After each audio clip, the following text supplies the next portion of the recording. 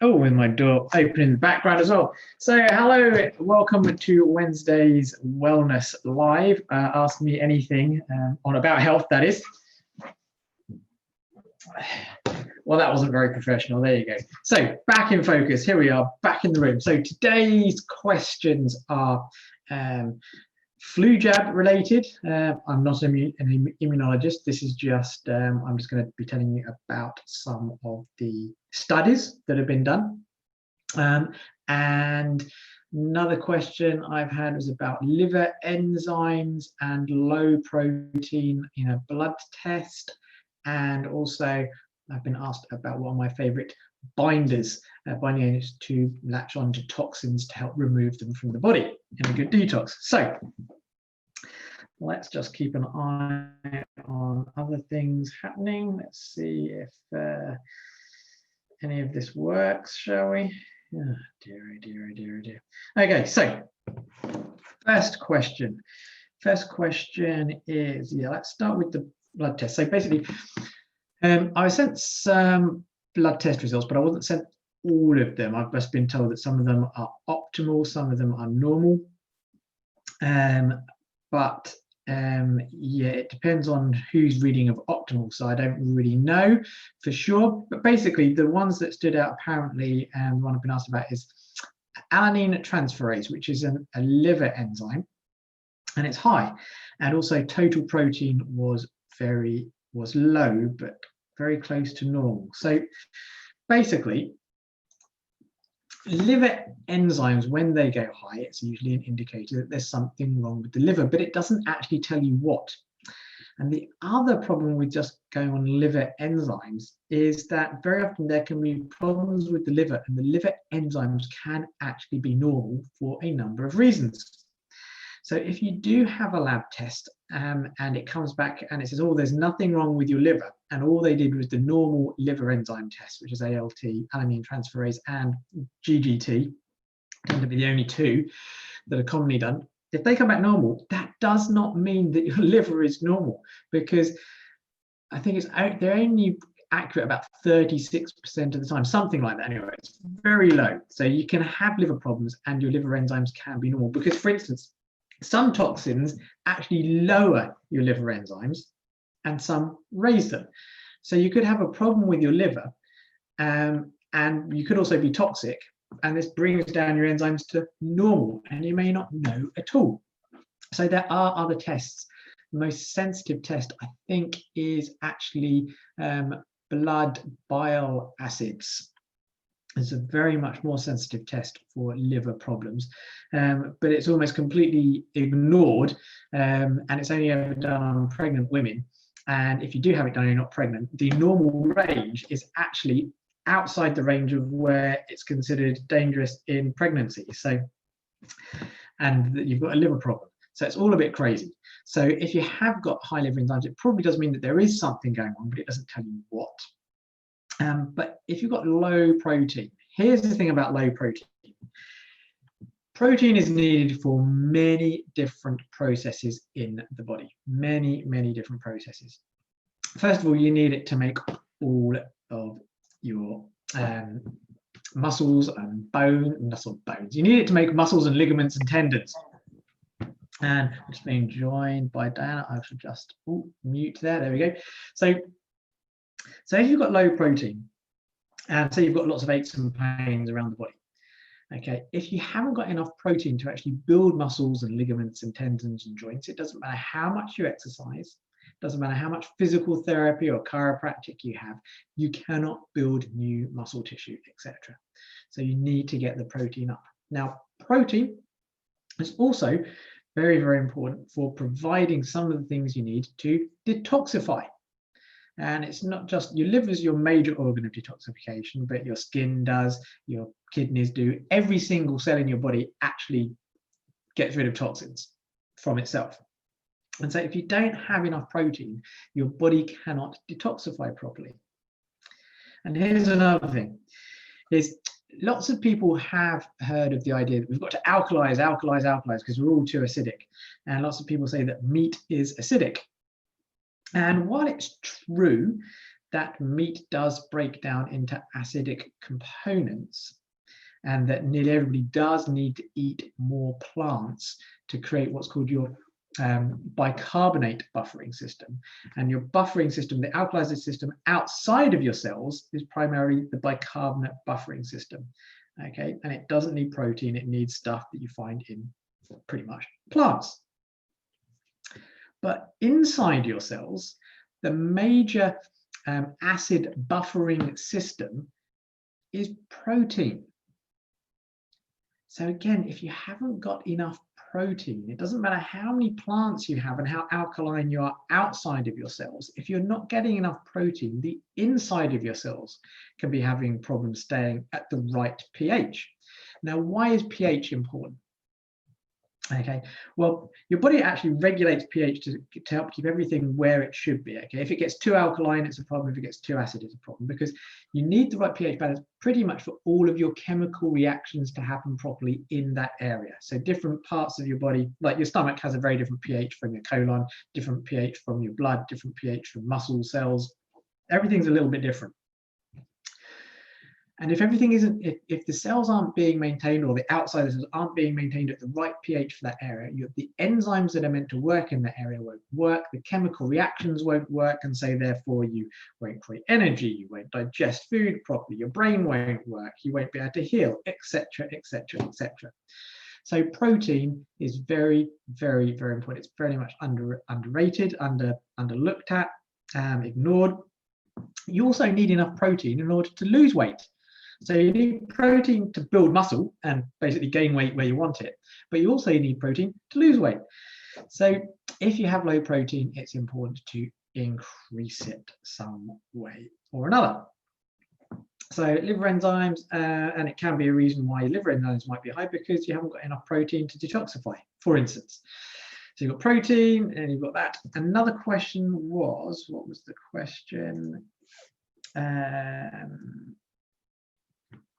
Yeah, I'm under pressure from my doctor to have a flu jab because I'm in the vulnerable age group, age 67. I'm resisting because the product had formaldehyde and aluminium in it. I don't think I've ever had flu. Should I have? Will you be having one? Well, personally, I can tell you that I'm not having a flu jab. And there's a few things that I've mentioned this before, but I'll speak again. Basically, so flu jab, there's some people that say the flu jab doesn't really work. There's some say, oh yes, it works, it saves millions and millions of lives. But on deeper investigation, and in fact this year, earlier this year, was it April, May? Yeah, it was earlier this year, after the first lockdown.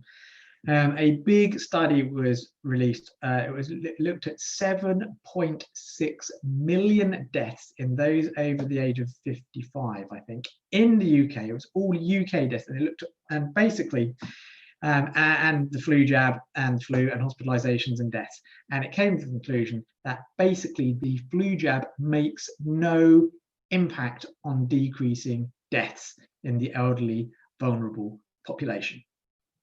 So while there are people saying, oh, yes, the flu jab saves lives, the biggest study looking at it basically says, if there is a difference, it's negligible.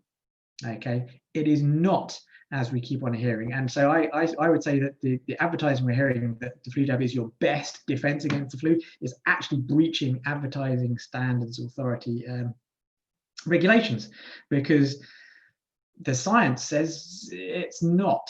And it may not be doing anything at all to help decrease deaths. And so first of all, you've got to think, okay, well, is the flu jab decreasing deaths? No, it doesn't seem to be, according to this large study. And then when you look at coronavirus, is there any evidence that it will actually decrease deaths from coronavirus? Well, it's a vaccine for the flu, so it's unlikely to decrease it. And there have been 4 studies previous to COVID-19 that looked at whether or not the flu vaccine increased upper respiratory tract infections, including coronaviruses, like common cold. And 2 of them showed that it did increase coronavirus infections, and 2 of them showed it didn't.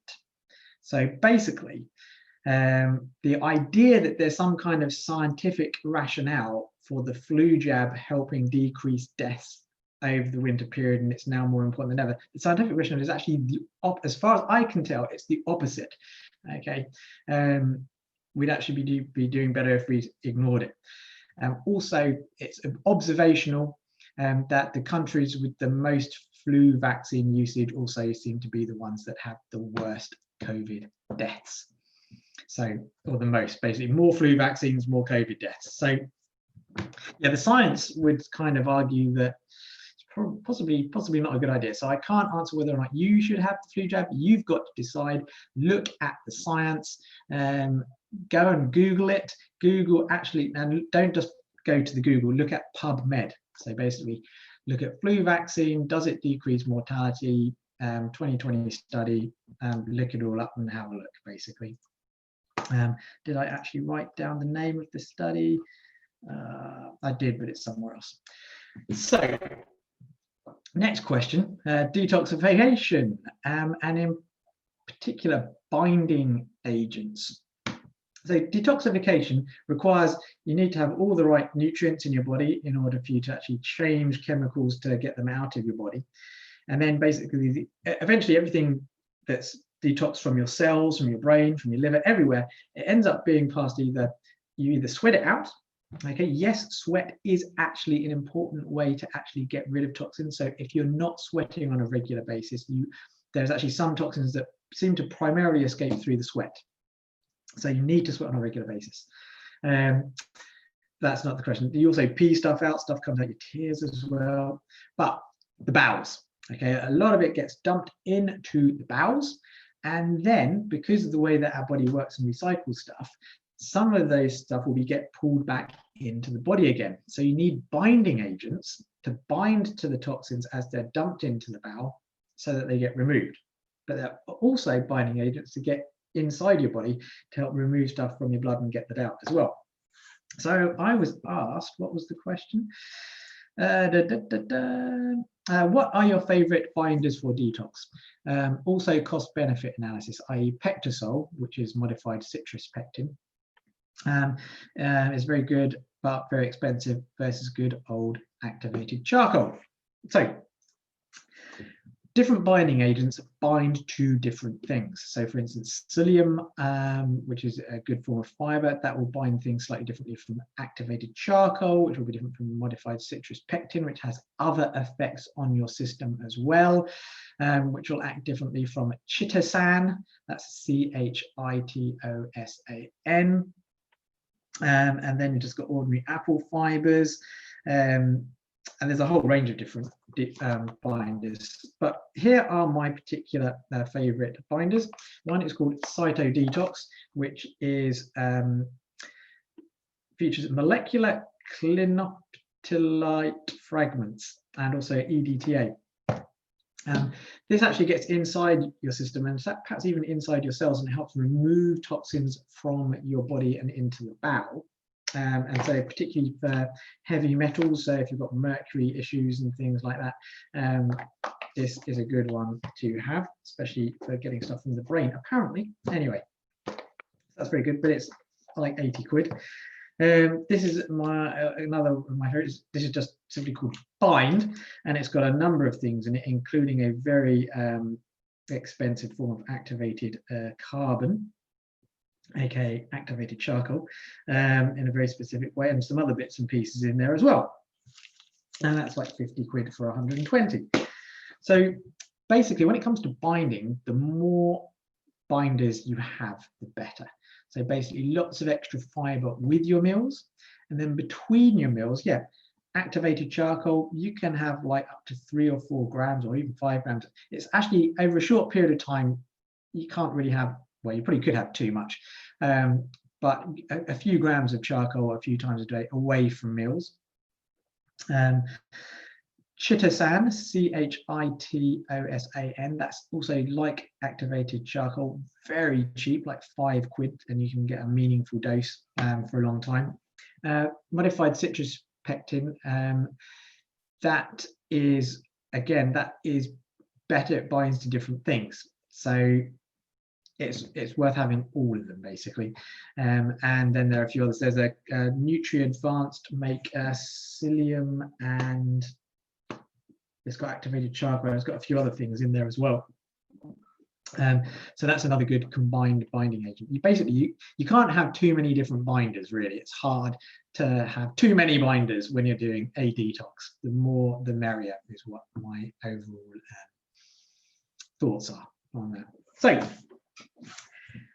if you have any health related questions, please email them to me, post them on Facebook, send them via Messenger, and I will do my best to come up with answers as I can. And if you do have lots of specific questions and you want more specific answers for yourself, then it's best that we actually book a consultation.